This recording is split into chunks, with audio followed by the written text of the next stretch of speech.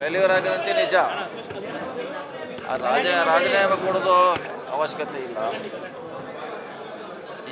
ಹಿಂದಿನ ಸರ್ಕಾರಗಳು ಕೂಡ ಭಾಳಷ್ಟು ಘಟನೆಗಳು ನಡೆದಿದೆ.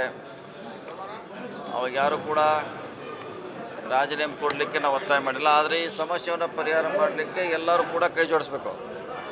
ಅಂದರೆ ಹೆಂಗೆ ನಾವು ಪಾಕಿಸ್ತಾನ ಜೊತೆ ಯುದ್ಧ ಆದಾಗ ಎಲ್ಲ ಪಕ್ಷ ಕೂಡ BJPಗೆ ಸಪೋರ್ಟ್ ಮಾಡಿತು.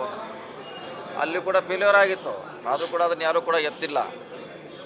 ಇವಾಗ ಇದನ್ನು ಸಮಸ್ಯೆ ಪರಿಹಾರ ಹೆಂಗೆ ಮಾಡೋದು ಅನ್ನೋದು ಮುಖ್ಯ. ರಾಜೀನಾಮೆ ಕೊಡೋದು ಮುಖ್ಯ ಅಲ್ಲ. ನಾವು ಕೊಡ್ಬೇಕಾದ್ರೆ ಮೋದಿಯವ್ರ ರಾಜೀನಾಮೆ ನಾವು ಆಗ್ರಹ ಮಾಡ್ತಿದ್ವಿ. ಅದು ಸರಿಯಾದ ಕ್ರಮ ಅಲ್ಲ ಅಂತ ನಾವು ಬಿಟ್ಟಿದ್ದೀವಿ. ಅದೇ ಮಾದರಿಯಲ್ಲಿ ಕೂಡ ಅವರು ಬರಬೇಕು. ಗೊತ್ತಿಲ್ಲ, ಅದ್ರ ಬಗ್ಗೆ ನನಗೆ ಗೊತ್ತಿಲ್ಲ. ಅದು ಏನಿದ್ರು ನೇರವಾಗಿ CM ಅವ್ರು ಮಾತಾಡಿರ್ಬೋದು, ನನಗೆ ಗೊತ್ತಿಲ್ಲ. ನಾನು ನಿನ್ನೆ ನಿಮಗೆ ಹೇಳಿದೆ, ಇದು ತನಿಖೆಯಿಂದ ಹೊರಗೆ ಬರಬೇಕು. ಯಾರ್ದು ಸರಿಯಾಗಿ ಕೆಲಸ ನಿರ್ವಹಿಸಿಲ್ಲ, ಯಾರ ಪಾತ್ರ ಸರಿ ಇಲ್ಲ ಅನ್ನೋದು ವರದಿ ಬಂದಾಗ ಗೊತ್ತಾಗ. ಯಾಕಂದ್ರೆ ಯಾರು ಯಾವಾಗ ಟೈಮ್ ಕೊಟ್ಟರು, ಯಾವಾಗ ಪರ್ಮಿಷನ್ ನಿರಾಕರಿಸಿದ್ರು, ಯಾವಾಗ ಕೊಟ್ಟರು, ಇದು ಯಾರಿಗೂ ಗೊತ್ತಿಲ್ಲ. ಸೊ ಇನ್ನೂ ಮುಚ್ಚಿದ ಕೆಂಡ ಆಗಿದೆ ಅದು. ಆಗಲಿ ಅದೇ CIDಯಿಂದ ಹೊರಗೆ ಬರಲಿ, ಯಾವುದೋ ಜಿಲ್ಲಾಧಿಕಾರಿಯಿಂದ ಬರಲಿ, ಒಟ್ಟಾಗಿ ಹೊರಗೆ ಬರಲಿ. ಸದ್ಯಕ್ಕಂತಿಲ್ಲ, ಆಮ್ಯಾಗ ಮಾಡ್ಬೋದು, ಮಾಡೋ ವಿಚಾರ ಇದೆ. ಸದ್ಯಕ್ಕಂತಿಲ್ಲ, ಅಗತ್ಯ ಇಲ್ಲವೇ ಇಲ್ಲ. ಹಂಗೆ ಕೊಡ್ಬೇಕಾದ್ರೆ ಭಾಳಷ್ಟು ಮಂದಿ ಕೊಡಬೇಕಾಗಿತ್ತಲ್ರ. ಹಂಗೆ BJPಯಲ್ಲಿ 11 ವರ್ಷದಲ್ಲಿ ಸಾಕಷ್ಟು ಘಟನೆ ಆಗಿದೆ, ಏನೆಲ್ಲ ಆಗಿದೆ.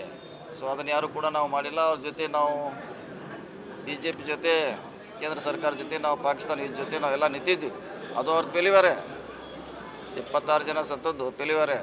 ಅವಾಗ ಯಾರು ನಾವು ಡಿಮಾಂಡ್ ಯಾರೂ ಮಾಡಿಲ್ಲ. ಆದರೆ ಅವ್ರ ಜೊತೆ ಗಟ್ಟಿಯಾಗಿ ನಿಂತಿದ್ವಿ. ಅದಕ್ಕೆ ಪರಿಹಾರ ಏನು ಅನ್ನೋದು ಭಾಳ ಮುಖ್ಯ. ಅದೇ ಕನ್ಫ್ಯೂಷನ್ ಇದೆ.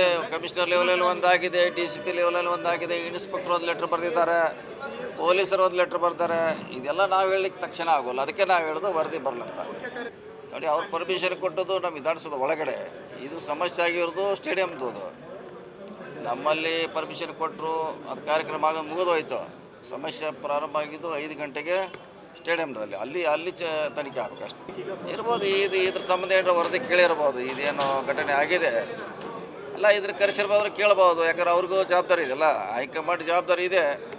ಮುಂದೆ ಆಗದಂಗೆ ನೋಡ್ಕೊಳ್ಳಿಕ್ಕೆ ಸಲಹೆ ಸೂಚನೆ ಕೊಡ್ಬೋದು. ಬದಲಾವಣೆ ಮಾಡ್ತೀರಾ, ಇವರೇ ಮುಂದುವರಿತಾರೆ? ಅದಂಗೆ ಬದಲಾವಣೆ ಮಾಡ್ತಾರೆ. 2 ವರ್ಷ ಆಯ್ತು. ಅದಂಗೆ ಯಾರು ಹೇಳಿದ್ರೆ ನಿಮ್ಗೆ 2 ವರ್ಷಕ್ಕೆ ಮಾಡ್ತಾರೆ ಅಂತ ಹೇಳಿದ್ರೆ ಅವ್ರು ಯಾರು? ಇಲ್ಲ ಹಂಗೇನಿಲ್ಲ. 2 ವರ್ಷಕ್ಕಂತ ಎಲ್ಲೂ ಇಲ್ಲ. ಸೊ ಈಗ ಅವರೇ ಇದ್ದಾರೆ, ಇರ್ತಾರೆ ಅಷ್ಟೇ. ಇಲ್ಲ, ಅದು ಮುಖ್ಯಮಂತ್ರಿಗಳು ಸಹ ಹೇಳಬೇಕಾಗ್ತದೆ. ನಾವು ಹೇಳಕ್ಕೆ ಅದೆಲ್ಲ ನಮ್ಮ ವ್ಯಾಪ್ತಿಗೆ ಬರೋಲ್ಲ. ಅವರೇ